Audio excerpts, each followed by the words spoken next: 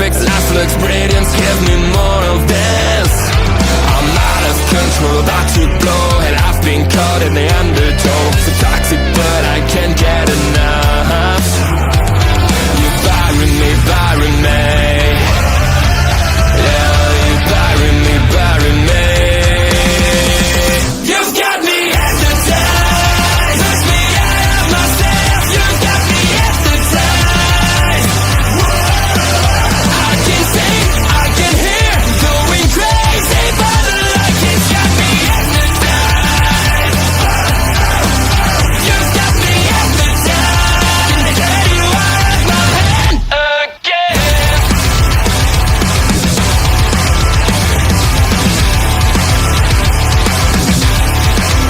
Is it wrong? Is it right? It's like I've won my final war without a fight. I'm out of control, about to blow, and I've been caught in the undertow. So toxic, but I can't get enough. You bury me, bury me. I know you bury me, bury me. You've got me hypnotized. Push me out of myself. You've got me hypnotized. I can see, I can hear, going crazy, but the light has got me hypnotized. To be alive, just to feel like I'm fading. And though my heart breaks a beat at time, I've crossed the ledge just to tell you, don't lead the way, don't leave a sign. Then I drown with a child's play in the rain. I feel like I'm fading.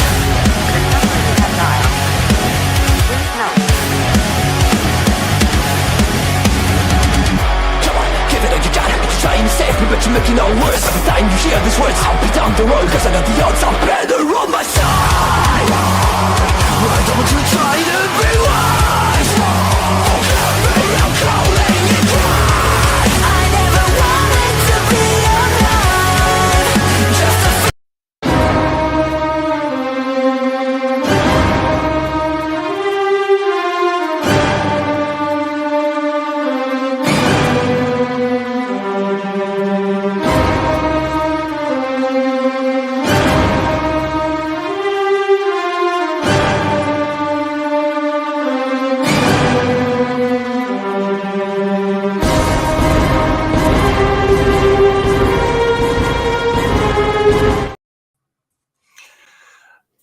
Hello, everybody. Welcome to Marvel Talk. I am your co-host, Andre. I want a nap. See, and right over here, she's still not OLED, but she's back again for her third week in a row. It's Peggy. How you doing, Peggy? Me, I'm doing great. How about you? Like I said, I want a nap. I'm tired. I've worked all day. It's been a long day, so I want a nap. But it's been pretty good. I'm pretty good. But Daredevil. Yeah, not just Daredevil. Trust me, the background's going to change for when we get to Daredevil. Hello, Bobby. How you doing, good sir? Welcome to the show. Welcome to everybody watching on our local establishments, Twitch and YouTube. Also, we are broadcasting on Ed's Twitch channel right now because the show usually broadcasts there, even though he's not here. Figured still put it in. So, lots of things happening in Marvel over the last 2 days. Daredevil dropping 2 episodes. One really fun, just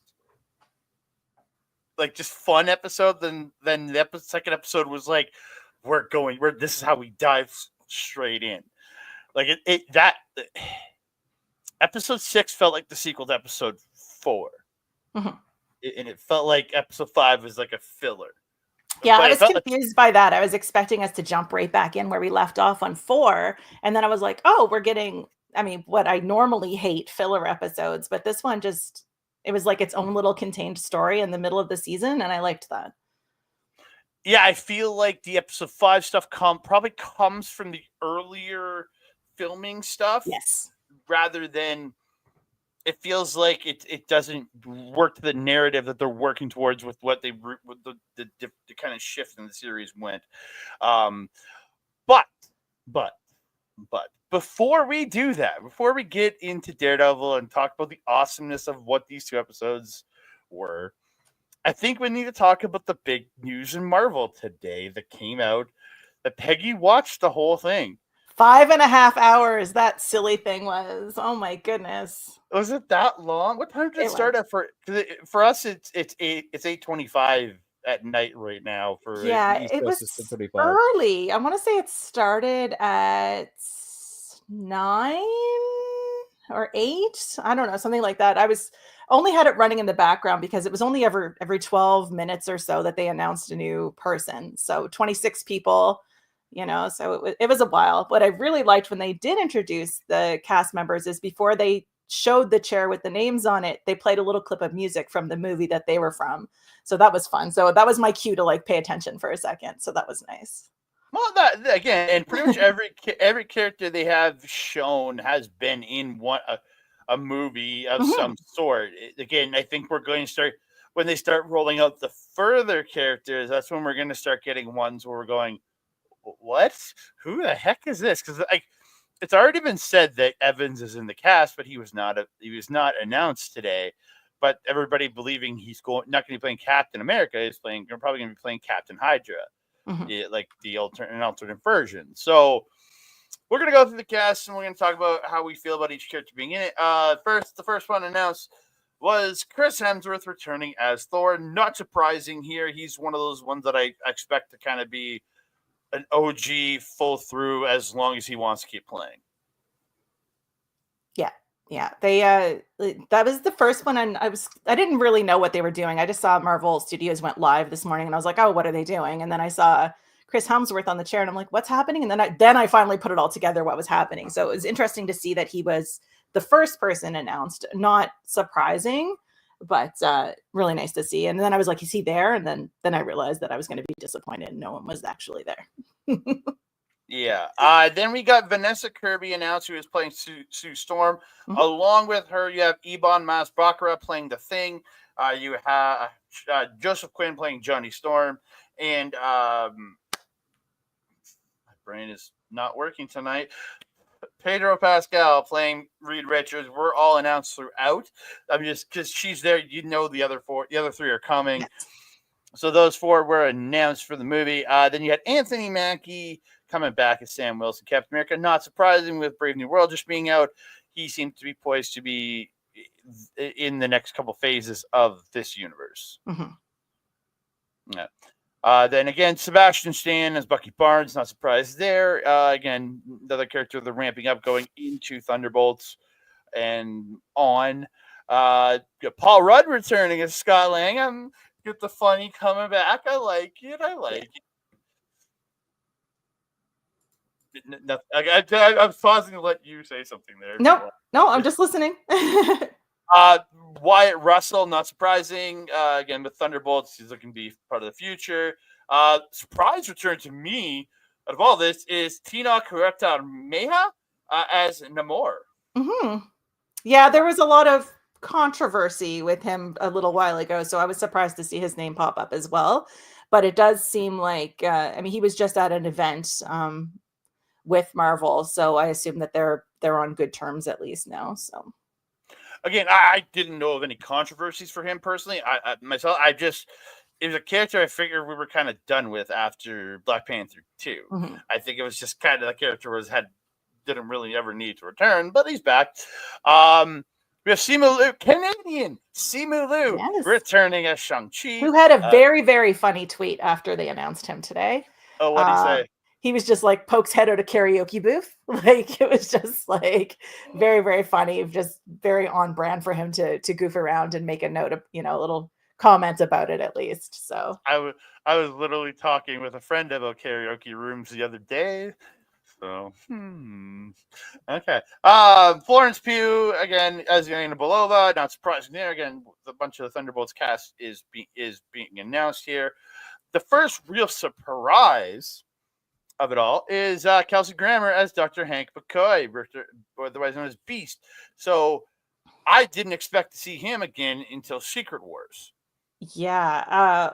Most of the cast that are going to come from this line that I think you're going down right now were surprises to me because I was like, I didn't realize they were all going to be in this movie, with the exception of the ones that we're missing, who I assume will be announced later on.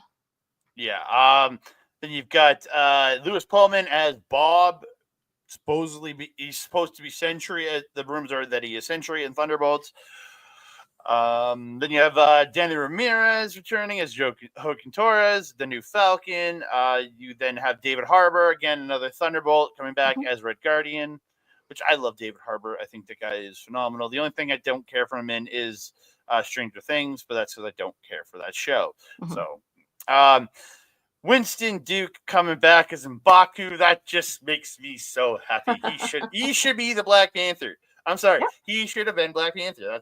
That's I always thought he should have been Black Panther coming out of Black Panther 2, but I don't want to say surprised.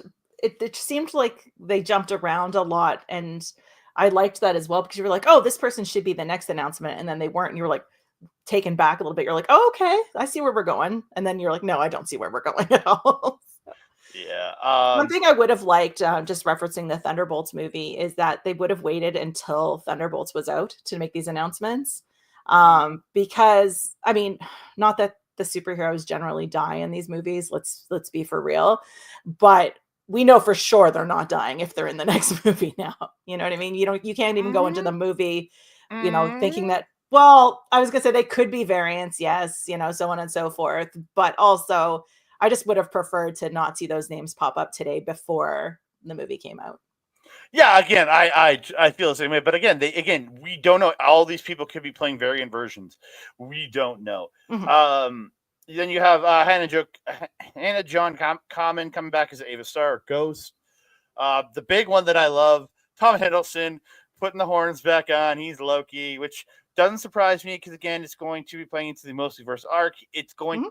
I have a feeling it's going to be Loki at the center of the tree. Again, that's kind of where I feel we're going to get. And if you had Thor, you had to have Loki, right? Like, that just makes sense. Not really. He wasn't in Love and Thunder. Yeah. And that was a great movie. As long, whatever. It just usually they come in as a pair, right? Like, I agree. Yeah. And then we got a whole bunch of Fox announcements. The Fox universe announcements. Patrick Stewart as Charles Xavier. Ian McKellen as Eric Lensher. Magneto. Alan Cumming coming back as Nightcrawler. Loved that one. Oh, I was so happy to see him back because I was so sad when he didn't come back for X3. The final. I love Alan Cumming. I think that man is an amazing actor, and his Nightcrawler, his Kurt in X2 was phenomenal. He played it in such a great way. Got Rebecca Romaine coming back as Mystique, James Marsden coming back as Scott Summers, aka Cyclops. Let's go. Channing Tatum returning. That was really exciting too. Yeah. Returning from the pruned verse is Remy LeBeau, Gambit. I already said Pedro Pascal. And then the final one was the one we already knew, Robert Downey Jr. as Victor Von Doom, a.k.a. Dr. Doom. I actually loved how they introduced him today as well. Each one, like I said, had the director's chairs with the names just on the back of them. And when it came to what I assumed was the last one based on the music, it was the Avengers music. And you could see a door slide open in the background of the scene. It was just light, and then a silhouette walks in, and it was Robert Downey Jr. who sits in the chair and does the shh. So like it was a great ending to that stream today. Yeah, again, I thought great announcements. Yeah, I would have loved to maybe hold back on the Thunderbolts. The one announcement I want for Doomsday and Secret Wars is Miles Teller. That's the one I want more than anything for his Reed Richards to come in. Mainly because the character from the Ultimate Universe, I can't remember what it turns into a supervillain. I want Miles Teller to play the supervillain version of them. That's what I want. I can't remember his name now. I got to look this up because my brain is not going to. Yeah. So, of Reeds. Come on. Give me the freaking list, you stupid thing. Oh, and trying to find information today. Like I would get either partial lists, or I would just get the actors but not the characters. And I'm like, I need a full list. Show me a full list. Yeah, that's the tough. Why is it not giving me an actual list? You jerk. Members. There it is. Oh, God damn it. Go to the. Why do I hate pop-ups so much? Ultimate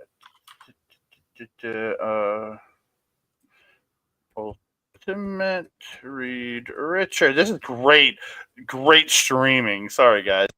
It's all content, right? The maker. He becomes the maker. That's it. Oh, okay. The maker. He essentially comes over from the Ultimate Universe when it became a bad guy in the Ultimate Universe. Came over when they destroyed the Ultimate Universe, and then has in the comic books I'm currently reading, because they're restarting the Ultimate Universe. He has gone back to the Ultimate Universe to recreate it. Like as his character, the Maker, he's remaking the universe. So which makes me sad. But in the comics, he asked Miles Morales to come with him. Miles was just like, "Nah, I'll chill in 616," and just stayed in 616. But so I really want Miles Tyler there as the Maker, because I think he would do such a great job. Because he's such a great actor, and I think he really got shortchanged with the movie he got in the Marvel Universe. Yeah, I agree. Yeah. So, any other people you're hoping that get to announce? You know what? It's been so long since I've seen some of the movies that, I mean, and let's face it, just because a character's been killed off doesn't actually mean that characters are killed off. But I assume that we will see. Well, I'm hoping to see a Deadpool and Wolverine. Just because we got Channing Tatum there, I just think we'll get a bit of a tie-in. I also would love to see Storm, Jean Grey, like the ladies. We're not seeing too many of those ladies in there. We did see Mystique is coming back. Rebecca Romijn's coming back, so that's exciting. Yeah, so I mean, those would be like more of the OG characters I'd be more excited to see than the newer ones. I made a joke in a group chat I was in as we were talking about this. And they said, they announced Gambit. I'm like, oh, is it? I'm like, Origins Wolverine Origins version, which is Taylor Kitsch. Yes. And he's like, no, it's Channing Tatum. I'm like, oh, so that means we're gonna get the Jennifer Garner Elektra, and we're gonna get Ben Affleck's Daredevil back in this thing. Then I would be happy if we get all of them, because that means I get Wesley Snipes as well. Then. Yeah, I just made the joke because I'm like, okay, if he's there, well, she's going to show up, and then her Daredevil's going to come with him. And then I just want to see Ben Affleck fight Charlie Cox. Mm-hmm. I want to see that so badly. That would be great. I assume we will see Charlie Cox. I didn't see him today, right? We didn't see his name today. No, but again, yes, I think he's one of those from the TV side that is definitely going to get in there. Him along with probably Miss Marvel, maybe a She-Hulk show up, maybe, but that'd be about it. I think maybe Moon we Knight. Might see Captain Marvel too.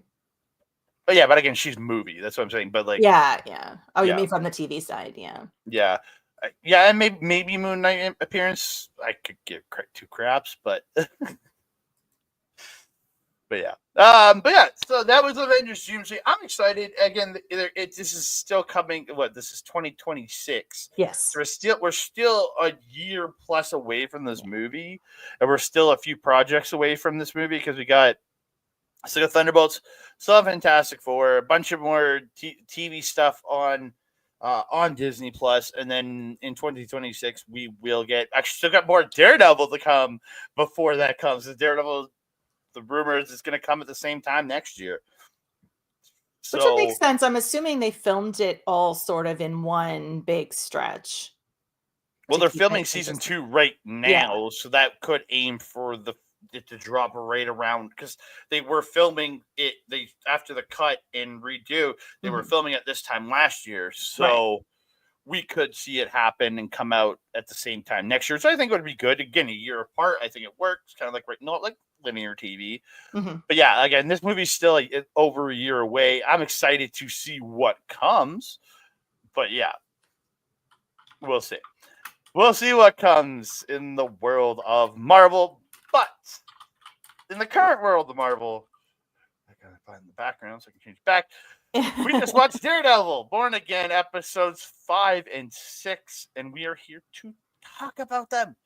Mm-hmm. So, let's get into it. Let's talk some Daredevil. How, you've been on last couple weeks, but overall, how have you been feeling this season so far? I love the show, so much. There's a lot of shows that I watch and I'm toxically positive about things. So I think, We are too. I watch a lot of shows and I like them, but Daredevil's the first one that I keep reaching out to my friends and I'm like, have you watched Daredevil? I want to talk about Daredevil. Have you watched Daredevil? So this is the first one in a long time that I've really been excited to talk about every week. And as soon as I get a chance, I watch it, and I often rewatch it and to make sure that I didn't miss something, which is what I did today, because I was like, I think I missed something. So I went back and I watched the episode again today, the episodes, both of them. But yeah, I reach out to a lot of people and I'm like, have you seen this week's yet? I need to ask you about something. Or because I have some friends that are hardcore Marvel fans. And so I'm just like, I need to know who this is. Am I supposed to know who this is? Does this mean something? Because I see things, they feel like they mean something, but I don't know if they do. So yeah, so Yeah. I'm really excited about it. Yeah, so let's get into it. Episode 5, we start out with interest. So we get a little, just like a St. Patty's Day is going on, which is surprised they didn't drop this episode last week. Yeah, I thought that too. Yeah, but I see why. Yeah, I understand why, but it would have fit last week.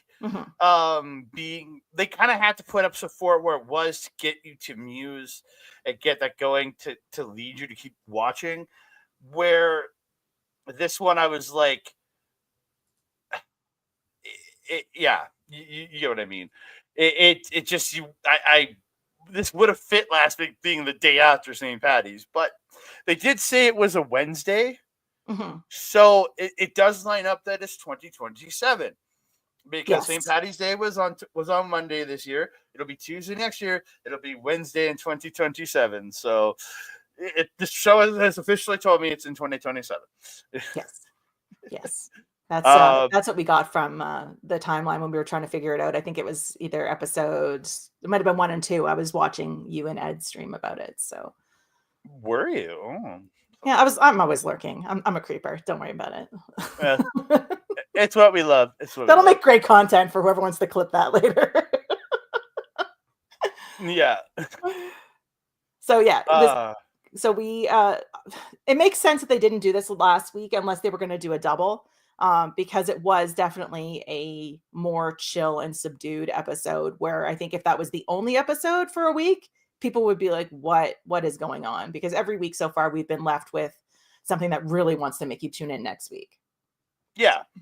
So we do get into the Matt comes in to a bank. He goes sit down and he's waiting to talk to a loan officer, because again, they did establish that in the last episode they were looking to get more money for their practice.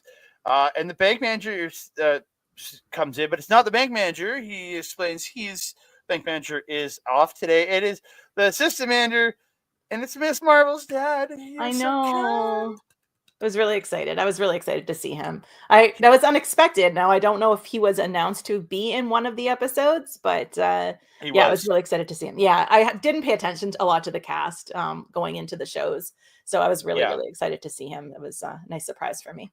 And I liked that it was kind of within this little bubble episode, in its own little world. It didn't affect to the long-term story of what we're building towards. It was kind of this little offshoot story, and then so he can go. He doesn't have to appear again. He doesn't have to play into Matt's run in the more serious, because he's kind of a comedy character.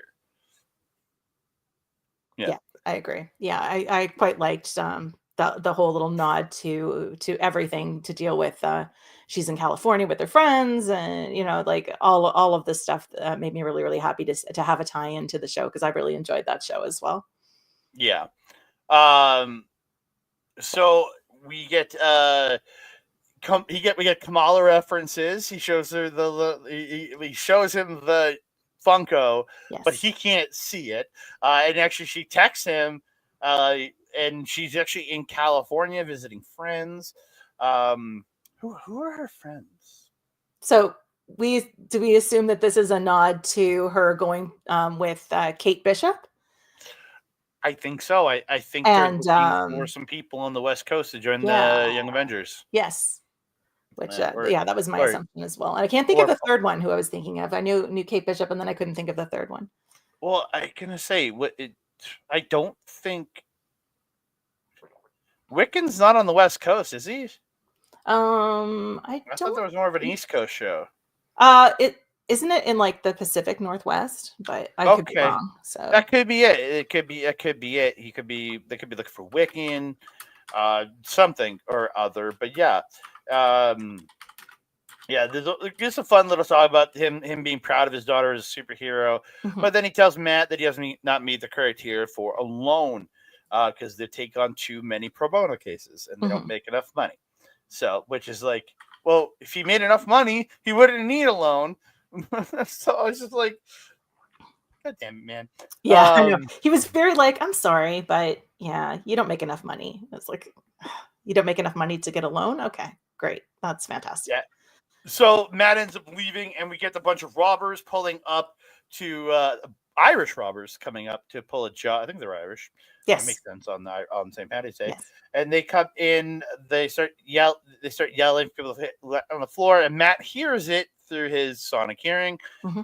I call it sonic hearing because it's just epic. It's easier. Yeah, and he's on the phone with Kirsten, and he's telling her they didn't get the loan. He's like, call 911, and he decides to go back into the bank.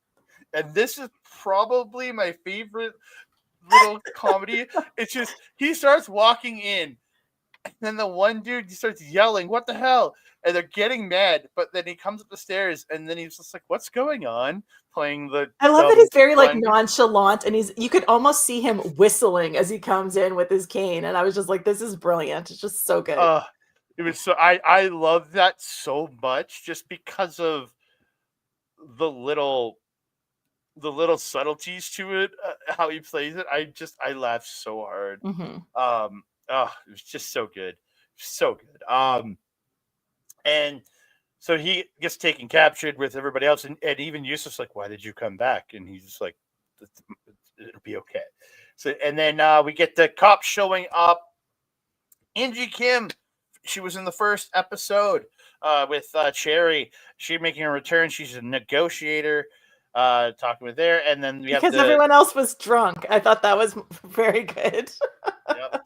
And then we have the all the criminals inside talking, and they said the boss sent them in. So I'm like, who's the boss? I'm thinking at this point, I'm thinking Kingpin, Lady Kingpin.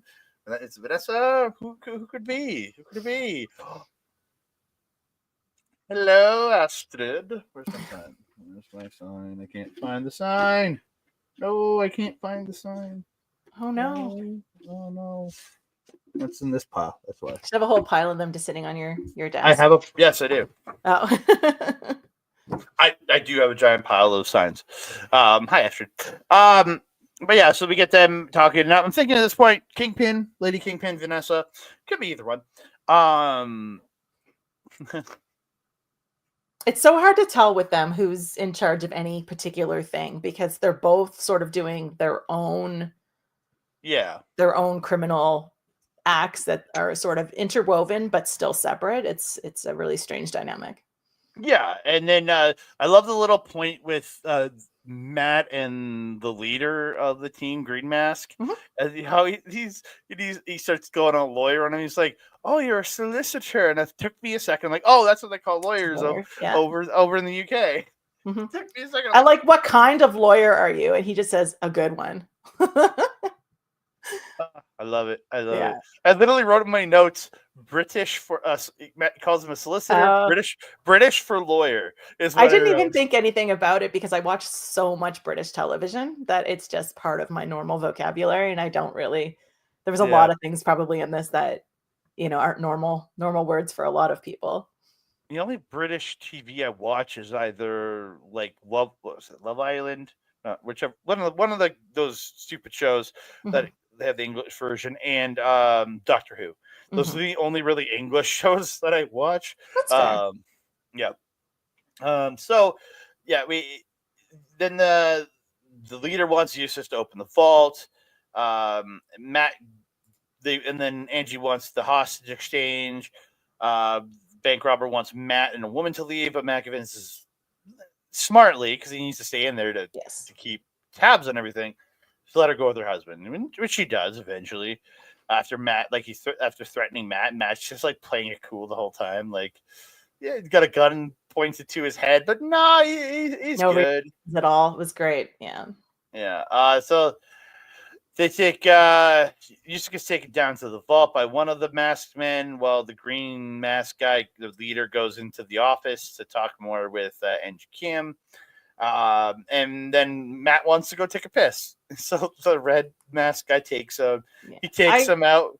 I thought it was really interesting that we also incorporated the fact that Matt noticed that the bank manager's heart was beating really fast, and then he put it all together that this guy can't actually open the safe, so they Yeah. had to make another plan.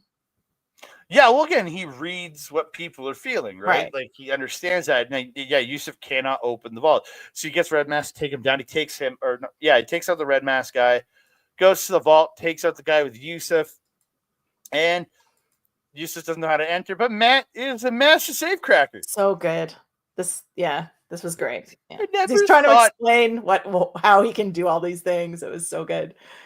I really was trying to think of like how I've never thought of his power set, which is just being a really good blind dude. Mhm. I never thought about it being able to hear the ticks in the thing. Mhm. I was like, that makes so much sense. Yeah, especially for him, he'd be able to hear it so much more than we would, right? So Yeah, I love that. So they get into the vault. They find the right box that's in there, and it's 407, which does lead to I can't remember which comic book. I think it was the first appearance of Cherry in comics. It was Daredevil 407, from what I read on an Easter egg somewhere. I didn't get a lot of the Easter eggs, but I found that I saw that one on a website, so I went with it. Oh no! I'm gonna mess up the old sign. He's here. Yeah. I want to take a nap. I'm 2/3 on the way to taking that nap. And Peggy. Yes. Yeah. No OLED this week. They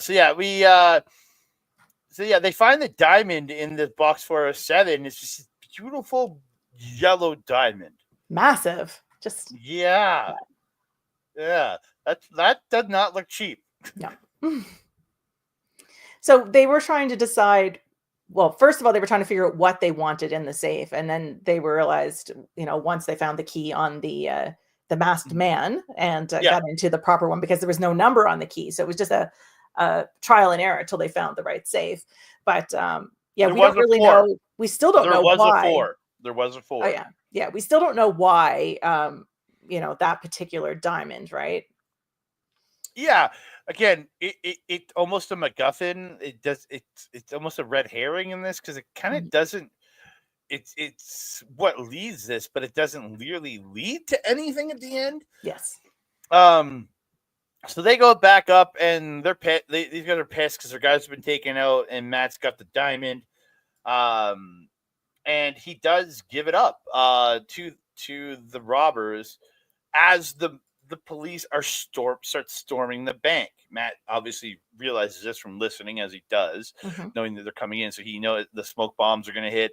So he tosses the bag to Green Mask, and he hauls it, and then he makes a handoff to a young lady who worked at the bank. Yeah. And he says, who was a hostage. And he says, get this to Luca. Yes. And just realize the boss is not Kingpin. It is not Lady Kingpin. It is Luca, one of the tracksuit mafia guys, as I'm going to call him, because he's wearing a tracksuit in every scene I see. Yes. So he says, get it to Luca. So Green Mask pulls his gear off, and he's got a police uniform underneath. So he conveniently. knew what was up. Yeah, he was planning. Yeah.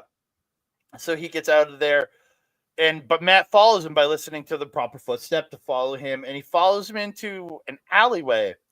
By far, It- this was just and he perfect. dons the Red. red robber's mask, so the right color.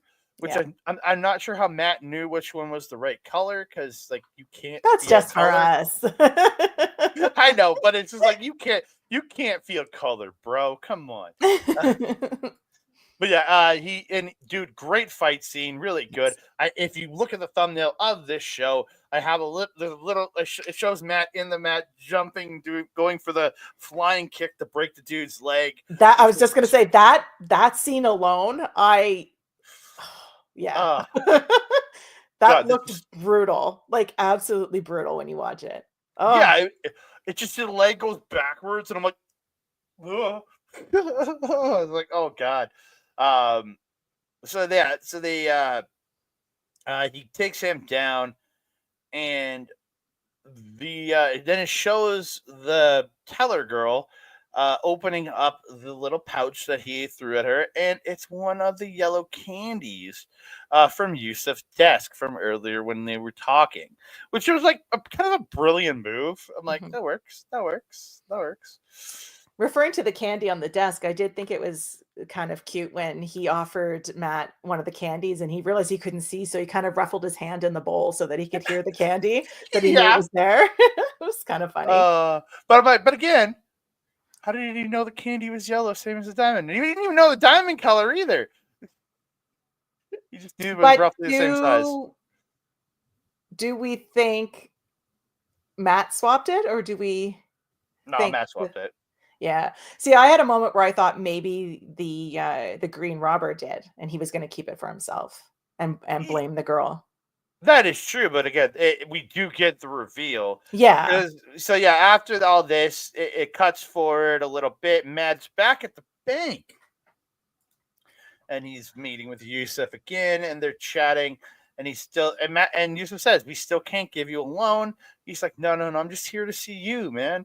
And they're chit-chatting, they're talking. And Yusuf says, "We can find a way to brainstorm to make the firm successful." So this is where I believe Yusuf can come back in later episodes, but he's not going to play. He's going to play to the only purely to the law office side of it all. But I don't think we're gonna get him involved in proper storyline going forward, like the main stuff. And does this mean we might get a Kamala Khan cameo at some point? Maybe the post-credit scene of episode 9, we get him at dinner with Yusuf and his family, and Kamala's there. Maybe. Yeah, I could see that. I mean, he invited him for dinner and was, really praising a lot of things. So we might even see, even potentially, like, I don't know if we're going to do any post-credit scenes, but something along those lines where we'll just see him having dinner with them. Yeah, well, a lot of the shows have waited on doing those post-credit scenes until the final episode. Yeah, They do it in that last. So I feel like it's gonna be kind of just the stinger in like a mid-credit scene. It's just a little fun little stinger to show him having dinner there, and then him and Yusuf talking about making the firm successful, and Kamala's there, just kind of that little stinger is what I kind of feel, because they're setting up the dinner for them in Jersey, and Matt leaves, and Yusuf checks the candy bowl, and what does he find? A big old yellow diamond. Yeah, because when he was about to leave, he said, "Maybe I will have one of those candies." So it sort of set Yusuf up to look in the dish. Yeah, and I thought, man, if I saw that, I would pocket that diamond so quickly and find some kind of shady person to buy that from me, because that's a lot of money right there. And obviously, the bank is already in process of getting this diamond through insurance with whoever it got stolen from anyways. Yeah. So really, you can go sell it in the black market and make some money. Yeah, and considering Matt needed that money, I mean, it was sort of a little bit of a Robin Hood gesture, right? Like, do good. I mean, that's sort of Matt's thing, right? Do Matt, good. Daredevil is a dark version of Robin Hood, really. He's everything the man does is kind of to try to benefit others. It's really what he is. Matt would never keep that for money, but I'm saying Yusuf could take it and go and just retire from being a bank manager and just not have to worry anymore. Go live your life, Yusuf. Yes. Yeah. It'll be interesting to see where that goes. I think you're muted. Am I good now? Yeah, you're good. I could see you talking, but no sound was coming out. So my internet might just be being a dick. Oh, I okay. don't know. I don't know what's going on. That's But fair. yeah, I Yusuf, go have a great life. That's all I can say. Take that diamond and run. Yeah. Hey, take the diamond, sell it, then you give some of the money to Matt. There you go. You. Give a partnership. Yeah, exactly. Yeah, that's how you do it. So I thought a really fun kind of, and especially now if you watch all 9 in a row for somebody, it's like somebody who's waiting for the end of the season to watch it all.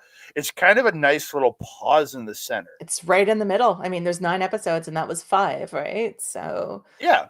I did like that it was self-contained. There was a lot of people online. Of course, I go online and see what people are talking about, and people were really, talking about how slow it was. And I mean, yes, I mean, people who don't appreciate filler episodes are why we get, basically 6 episode seasons that are sort of disjointed and rushed.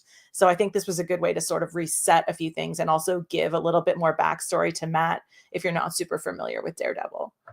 Round out his character a little bit more. Yeah, and it shows that they are more within the MCU of large too, Mm-hmm. while still kind of being still on the street level with Kamala Khan, who is, yes, a cosmic Marvel character, but she is kind of still street level with her Jersey City roots and everything, all of that. So it kind of keeps it grounded. I like that. Can we just have a moment to talk about Matt's Irish accent? So what I thought was really funny is that a lot of people don't realize that Charlie Cox is British, obviously, because most people only ever see him in American roles or American adjacent roles. And it took me right back to him when he was in Boardwalk Empire, where of course, he played an Irish character. But, of course, people online were talking about how brilliant it was that he's a British actor playing an American, pretending to have an Irish accent. And I thought it was very well done because he was trying to get, of course, Yusuf to shut up for 5 seconds so he could talk on the walkie-talkie to the boss. But I was just like, that little moment was sort of brilliant when you think about it in sort of a, Brit pretending to be an American, pretending to be an Irishman. So I loved that little moment. I didn't really even think about that because, again, I only ever hear Charlie Cox talk in American stuff, so I don't ever think about him in. Yeah, I'm like, yeah, he is British. God damn it!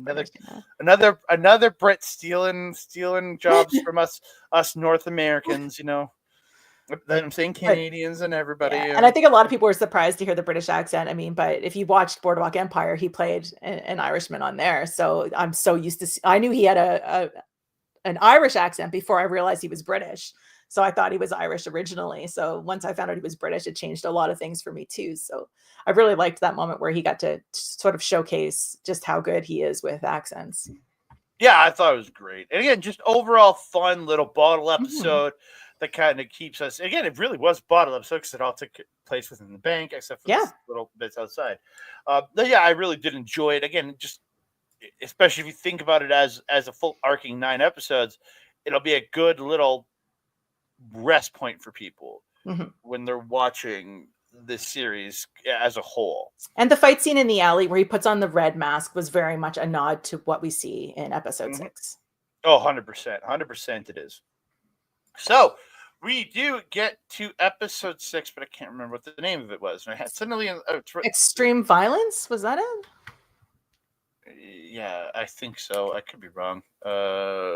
Excessive Force. Close. Excessive Force. Yeah, so we get into episode number 6, and I thought this is now we're back into the story, and this is really the story, I think, of the rewrite. This is the rewrite story coming full in here, with everything kind of, I think, gone past everything that was coming out of those first few episodes that were filmed, that were repurposed. This is ramping us up into this last bit, which is really good. And I think this is really it really establishes Muse in this episode as a pretty fucked up character. Yeah. Yeah, because we start out with him doing the mural and the fans walking up to him right away. Yeah, that was dark, right? Yes, very much so. Yeah, I was like, "Ew, that's not good. And we get the BB report returning Mhm. here, showing a guy with a sword attacking people. They said a swordsman attacking people, and I was like, oh, it's Jack Duchesne, the swordsman. Yeah, Maybe kind of that's from Hawkeye, correct? yeah. Yeah. That's right. That is right. I was like, oh my god, please let him be in this episode more. And I was so right about. I was so happy that he was in this.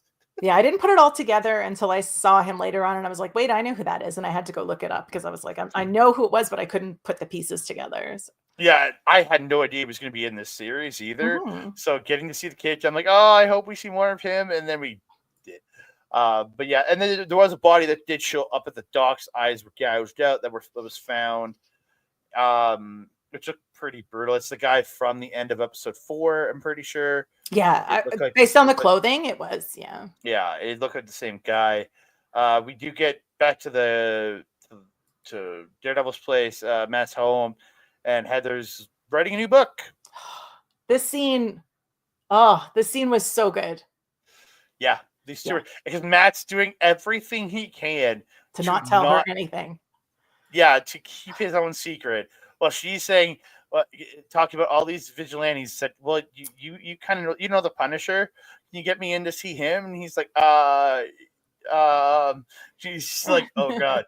And then she's like, what about Daredevil? You've dealt with him in the past. And he's like, the quote that she said is actually one of the very few notes that I actually took from this episode. Go ahead. It was just because I listened to it and I backtracked a little bit and I listened to it again. And I was just like, oh my God, it's just so multi-layered if you think about it. Because she says, vigilantes, why do we revere the mask? And then it says, what is it about a mask? Does it hide us and give us permission to do things that are legally and socially taboo, like violence? Or does a mask allow us to be our true selves? Or does it strip away our identity and allow us to act like animals? And I was like, oh my God, there's so many ways that just relates to everything in the real world right now. And I was just like, that whole section of just that interaction was so powerful in that episode last night. Yeah, again, it hits you in such a way that it's not like preachy in the way she's speaking, but it's like, be aware, but like I don't know how to word this. So for me, it felt like you could take it just for what it was, the vigilantes in the TV show. But if you think about it, it could be so much more than that. And I think that's what they did with it. They left it to you how you want to interpret that, looking at the series, looking at your life, whatever. But you could just look at it as her writing the book about vigilantes. Yeah, again, I agree. And again, you can take it on so many levels, but again, it does apply to real world, and that which is kind of nice. As you're sitting there listening to her talk, I'm like, God damn it, she's describing exactly Jesus Christ. She's so yeah, he gets out of saying, yeah, I'll get you a meeting with those two. He gets his way out of that. So then we get to City Hall. Luca is there in Fisk's office, and he's unannounced visitor. So they chatted up for a few minutes, and Luca pretty much is just telling Fisk he's nothing anymore. And Fisk is like, you pay Victor the 1.8 million. He's like, no. He's like, well, now it's 2.8 million. You pay Victor the 1.8, and you pay me $1 million. Yeah. which is shitty for Luca because he doesn't have that diamond now, which probably would have easily paid these two off. Yeah. Like that diamond didn't look pretty goddamn expensive. So, yeah. So, and then he tells Luca to get out. Luca leaves, and then we get the head of the sanitation department. By far, one of my favorite characters we've met. Okay, my question: wasn't he in the bank? I thought the same thing when I saw him, and I think he might have been. I didn't go back and double check that, but he definitely looked like one of the guys that was in the bank. And I think the reason he stands out is the way he tells stories. He doesn't actually come right out and say something. He just talks about everything else.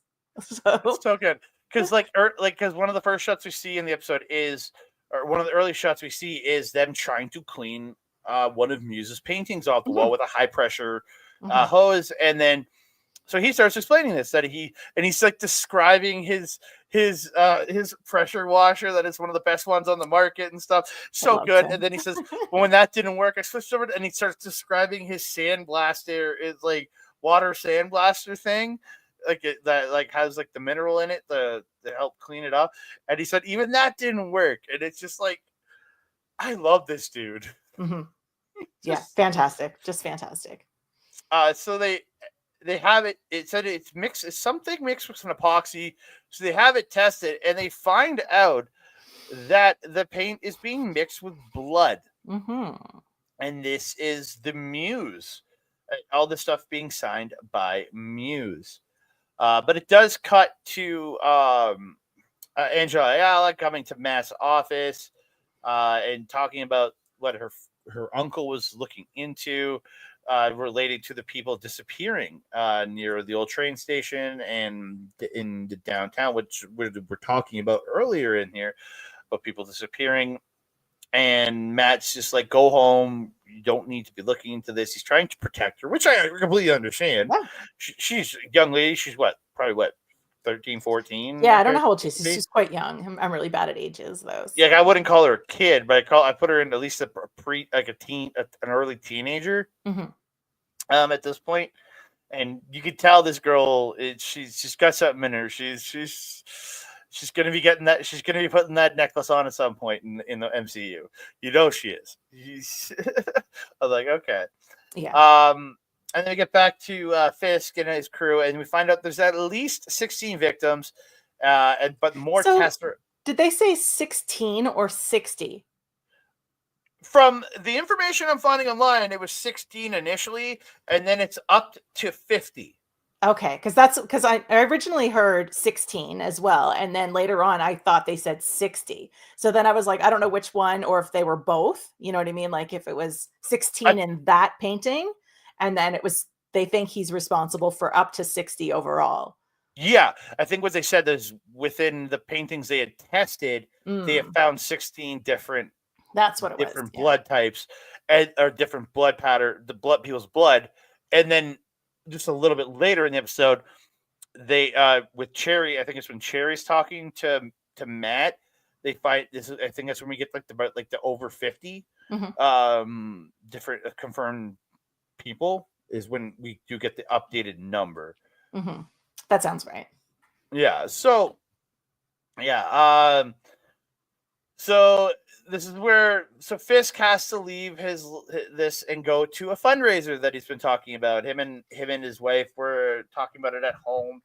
The clothing comment was great. Yeah, I enjoyed that. It was all right. I think it's leading up to what we're seeing where he's going to go back to yes. Yeah, because he's getting bigger. And he's saying he needs to have, all new clothes. And I think, okay, so we're getting the old school Kingpin back. Well, what I'm hoping for, because again, in the original series, it was an all white suit.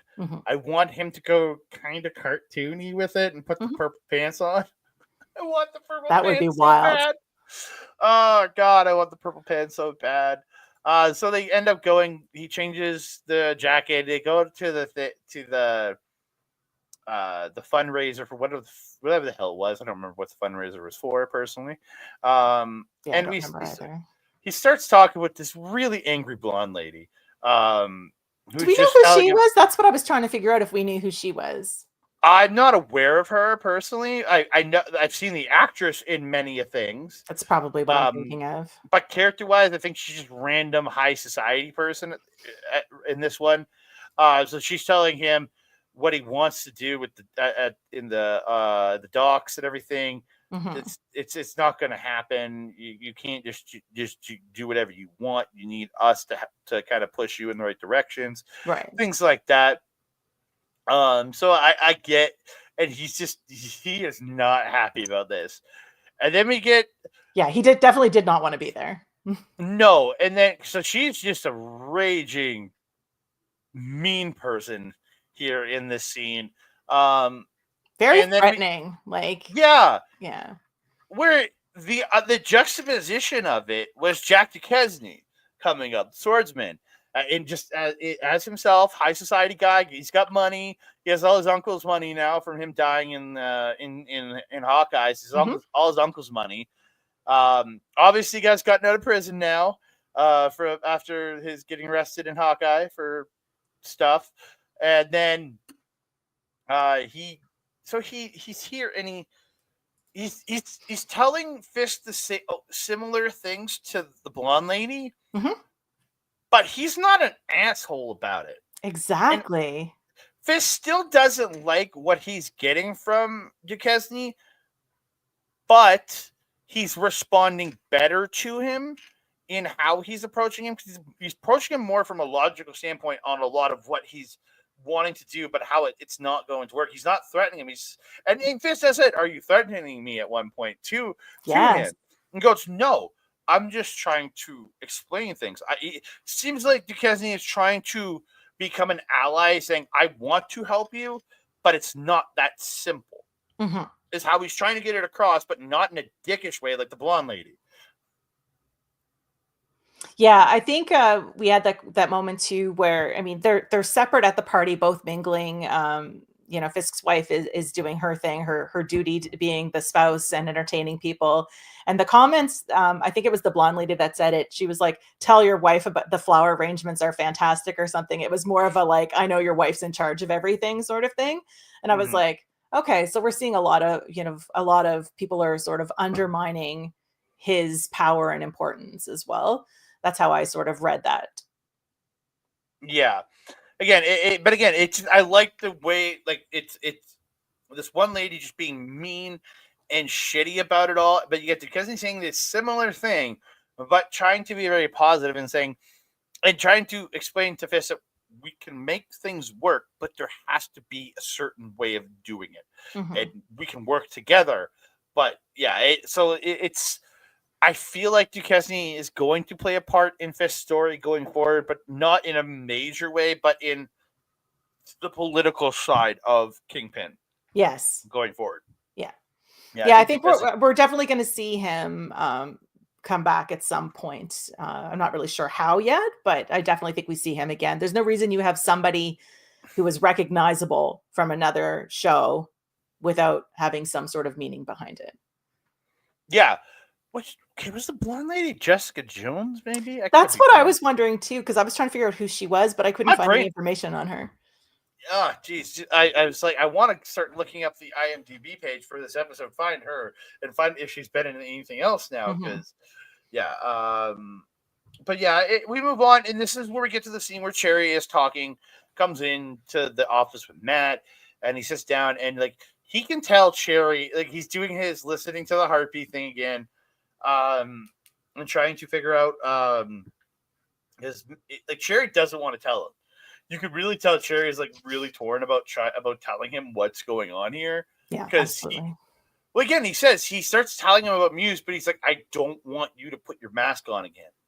That's the one thing he doesn't want is for Matt to have to become the devil again. Like it's just because we've had quite a bit of time has passed since he's taken the cowl off, right? So. But it's been a year plus now, because again, you got to remember it's been a year plus, because Fisk would have won at the end of 2026, and now we're a few months in, and we're obviously past St. Patty's Day at this point. So yeah, you're looking at probably April of 2027 at this point. It's been a few months since the year jump, so it's been a long time. So again, I love just the way they speak in here. Cherry's trying to appeal to Matt, but more as a human, saying, "Please don't let this change who you've become." Yes. Yeah. I did like that, because again, it shows Matt's humanity has really gone in a different direction in how Cherry responds to him versus how Cherry responded to him being Daredevil, obviously. Yeah. We're definitely seeing the struggle over the last episode, even with the one in the bank as well, you're seeing, Matt sort of struggle with how much and how far he takes things before he sort of reverts back to Daredevil, because we saw him last week's episode as well. Was it last week where he unlocked the cabinet and just sort of looked at the cowls and the weapons? Yeah, he was looking at the cowls, and then you have him with his batons doing the workout at the end. Yes, that's right. Yeah. That I cannot find this lady in the. I know, I'm looking as well. That's why I was like. God damn it! I hate this. Is it the older lady here? Yeah, I found her. I found her. She has white hair in here though. Really? Yeah. That's weird. Maybe it's not. Maybe it's not her. I don't know. Just quickly looking. Maybe it's not her. I could be wrong. I guess I'm wrong. That's not her. I don't think. That's fair. But the face looks very similar, right? It's just that's why it screws me up. But yeah, again, I just love the way that Cherry tries to keep Matt grounded in learning all this. So then we go back to Fisk, and we get a task force. He's creating the task force, which is anti-vigilante task force. Right? Yeah, that is right. Anti-vigilante task force, and he does specifically point out two officers in here. Officer Powell, who we have been dealing with since episode 1, or since episode 2. Yes. This dickhead, and then Cole North, who is a comic book character. He is from the comics. I'm just pulling up his information right now on my phone. He was, again, same kind of backstory. He was a Chicago cop. Stuff happened. He ended up transferring to the New York City Police Department. And then, but he ended up having to be rescued by Punisher. In the comics, it was rescued by Punisher, which kind of made him look like a fool as a cop in New York. Even though he did get put on the Vigilante Task Force, the Anti-Vigilante Task Force by Fisk in the comics, by Mayor Wilson Fisk in the comics, to take down Spider-Man. Specifically was the character, but again, obviously here is to take down. We're going to eventually take down Daredevil. Yes. So, yeah. But again, I just like to did pull a little bit of history out of the comics there with Cole North, kind of being the leader to the. I feel like he's the lead. Him and Powell are going to be the leaders of this task force almost. That sounds like, yeah. I'm not familiar with the comics, but I did see people referring to that today as well. Yeah, again, I don't know much about this character. Again, it's a bunch of history comics and stuff. I've missed a lot over the years of comics. I'm in and out. But yeah. So yeah, and I like it. I love that he got in trouble for encouraging a drug dealer to admit that he dealt to an 11-year-old. They used the word encouraging, where obviously he beat the shit out of him until he confessed. But I just love the word encouraging and how they inflect it in this. Yeah, you could almost see the italics, you know what I mean? Or the air quotes around it. Yeah. Yeah, he encouraged him. I love that. And Fisk has a really good speech about wanting, because everybody there are kind of trouble cops, from what I gathered from this. I mean, I think that makes sense based on what we've seen, is that he wants cops that aren't afraid to get their hands dirty and do what needs to be done, and do what he needs to have done, not necessarily what should be done. And on a few of them, you see the Punisher tattoo. Yeah. Which is, in the comics, what the Anti-Vigilante Task Force all have on them, as they are emulating things about the Punisher, but not the good things, I guess, about the Punisher, even though most of what that dude does is bad. So yeah, it is going to be essentially a group of corrupt cops having extra power and extra abilities to do whatever the hell they want in the city, which is like, oh crap. Oh crap. So we get a scene of Angela going into the old train areas, and she's searching in the subway, and all you hear is her scream. Yes. And you're like, oh no. You're like, God damn it. Not her.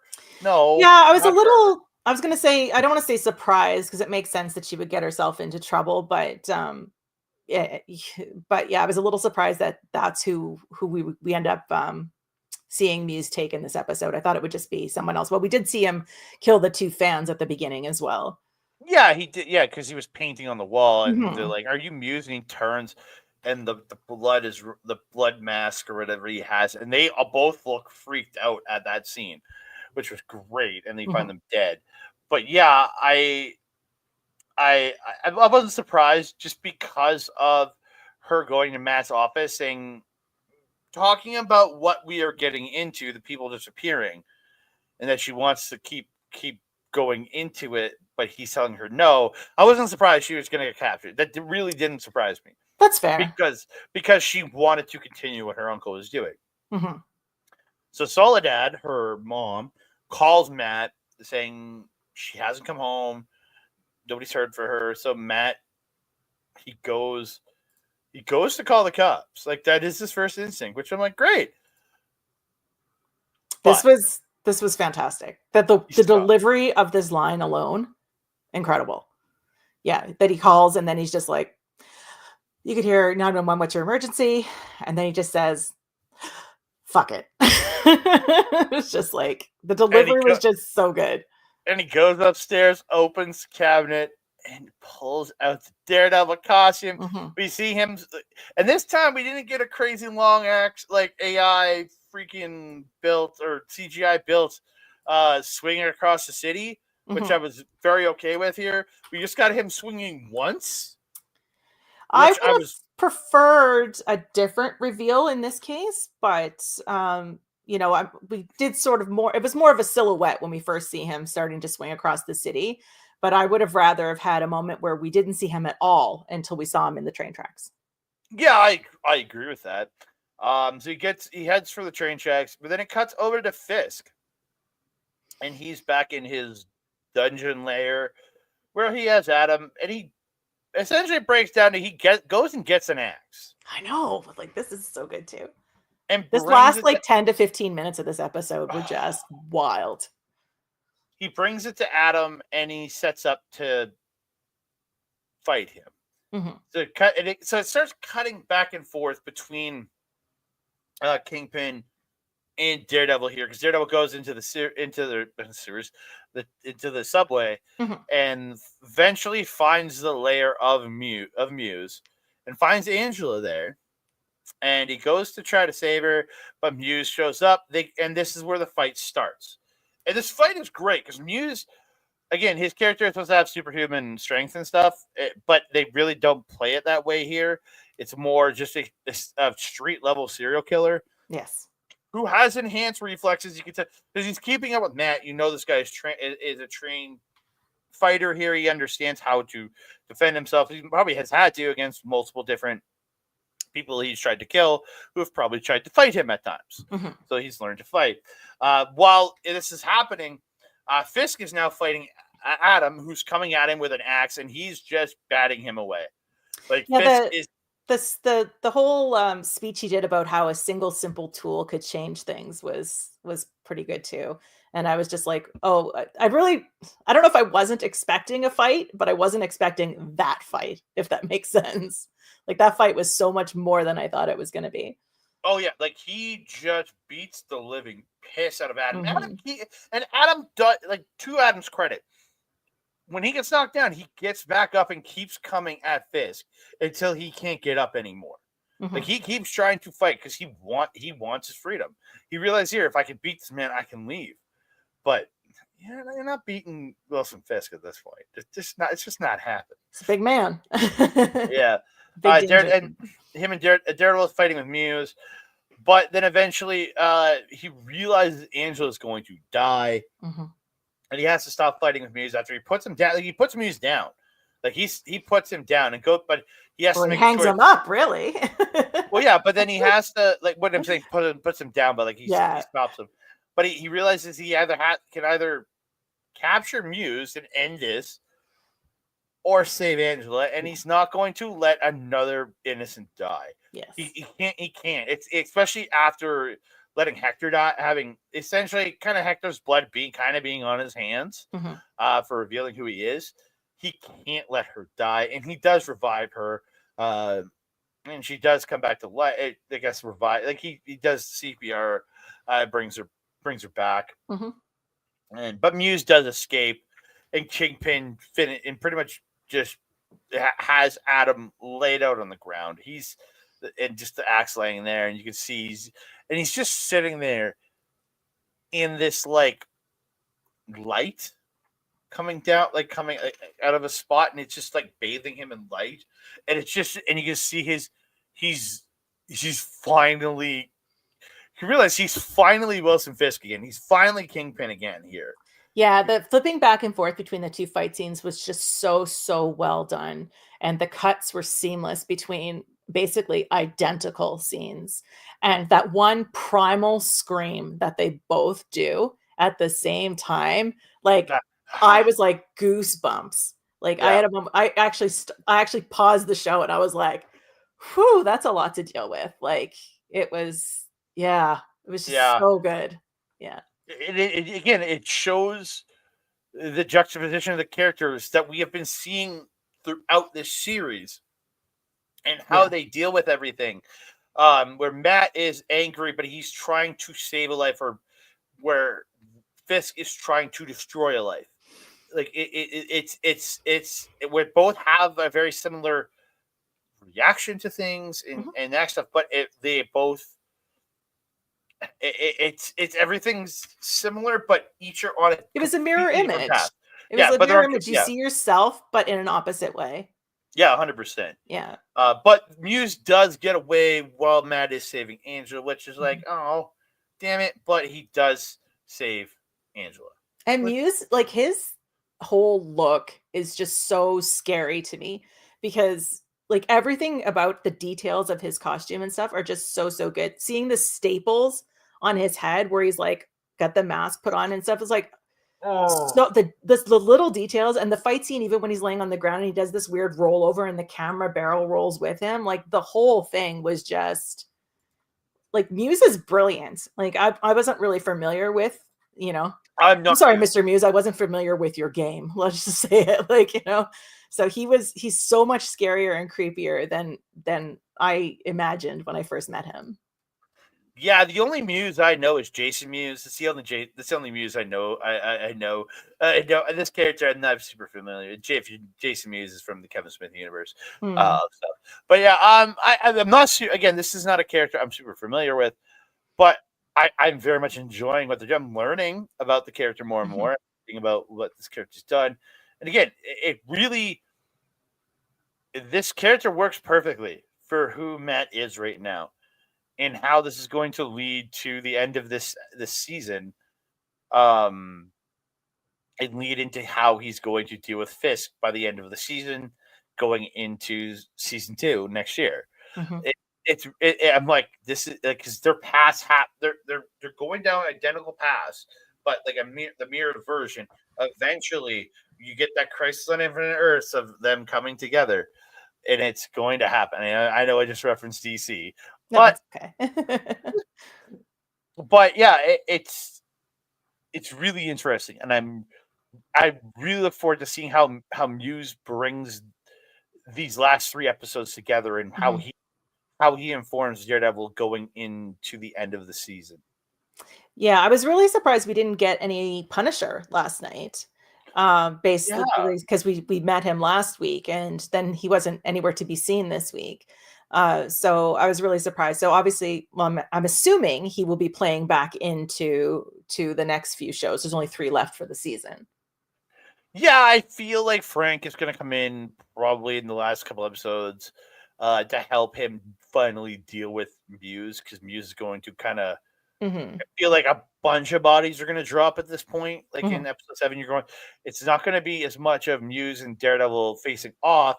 It's going to be more Muse going and just killing and just taking out a bunch of people. And then episodes 8 and 9 are going to deal with like Punisher involved along with Daredevil to try to take this guy down, and eventually how they pivot into Wilson Fisk from Muse. It feels like the typical superhero villain storyline where, a victim got away so that they lose their mind. You know what I mean? So, yeah. Yeah, because he's going to be pissed that Angela didn't die. So now he's going to just And again, he's now being that he knows he's on Daredevil's radar. Mhm. He's going to antagonize him more too by killing a bunch of people. I feel like 7's going to be a bloodbath of an Yeah. episode. 7, I think will be it'll be a little more action packed. 8 is the episode I'm looking forward to, just because traditionally the second to last episode is the big episode in storylines. So that one I'm looking forward to, and I think that one is called something about art. So I think you'll see Muse play a big part in that episode, Yeah, I'm looking up right now. if I'm not mistaken. Episode, according to Wikipedia, it's called TBA. The last term is Okay. called TBA. According to, again, this is all Wikipedia. I'm just looking at Mhm. Wikipedia. Yeah, maybe it's on. I know I saw something about it. I think it was 8 was the art episode. Yeah, I'm not sure. IMDb showing it as 1.7, 1.8, 1.9. They haven't listed the names on there yet. But again, I'm not sure. But again, it's going to be interesting to see. Like, again, this character is like they've done even really in the span of what, 2 episodes, Mhm.